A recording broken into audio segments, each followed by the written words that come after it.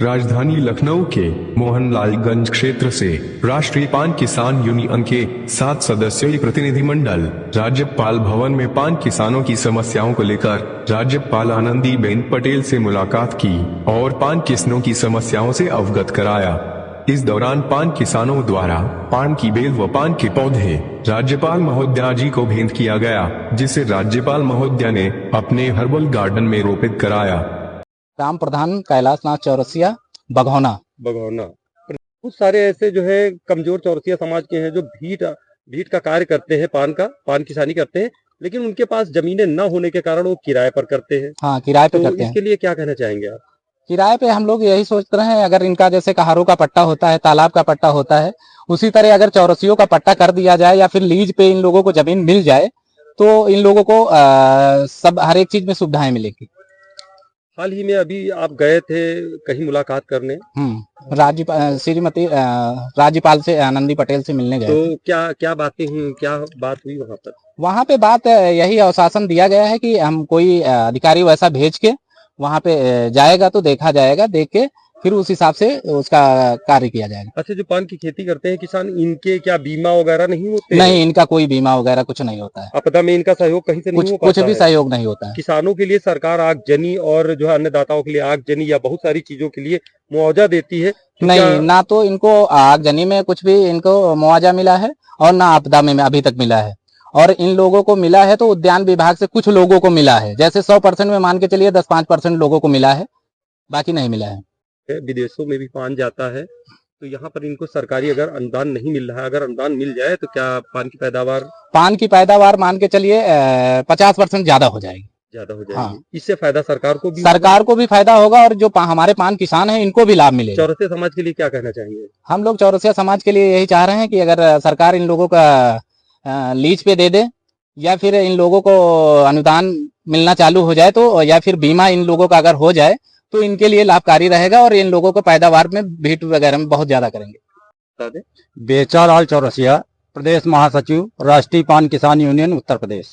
हम ये कहना चाहते हैं सरकार से कि जैसे पाला अधिक पड़ जाता है तो पान की फसल नष्ट हो जाती है, आग लग जाती है तो पान की फसल नष्ट हो जाती है, और इसी तरह पत्थर पड़ जाता है, आंधी आ जाता है, तूफान आ जाता है तो फसल नष्ट हो जाती है। एक बार नष्ट होने पे एक किसान का 10 बिस्वे में कम से कम 1.5 से 2.25 लाख रुपए का नुकसान आता है।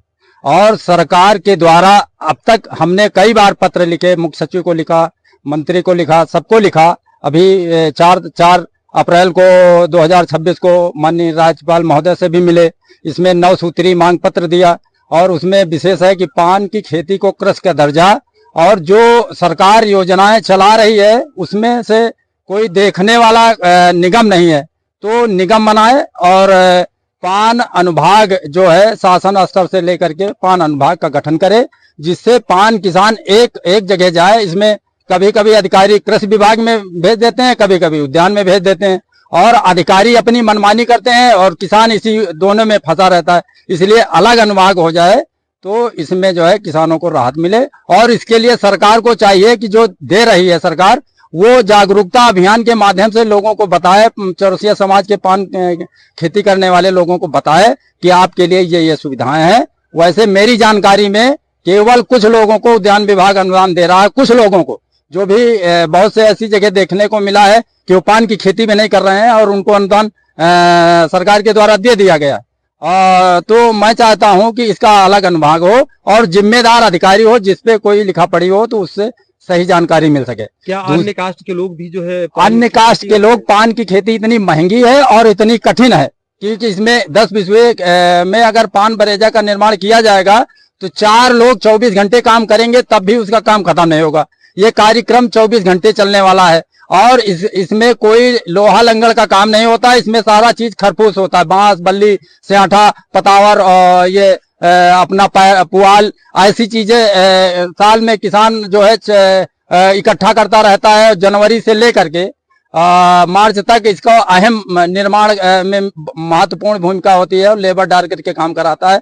लेकिन न तो इनको पुरानी पद्धति से ये अपनी खेती करते हैं, इनको कोई सरकार के द्वारा वैज्ञानिक जानकारी होनी चाहिए, वो भी नहीं है, कोई सरकार के द्वारा सुविधा नहीं है। अच्छा, दूसरी बात ये है कि ये बताएं कि जो चौरसिया समाज के लोग जो यहाँ पर पान की खेती किसानी करते हैं, तो इनको भूमि जो है क्या नहीं दी जाती है, दी जा सकती है? जैसे कि कश्यप समाज को जो है सिंघाड़ा लगाने के लिए दी जाती है, पट्टा की जाती है, तो क्या इन लोगों को नहीं की जा सकती है?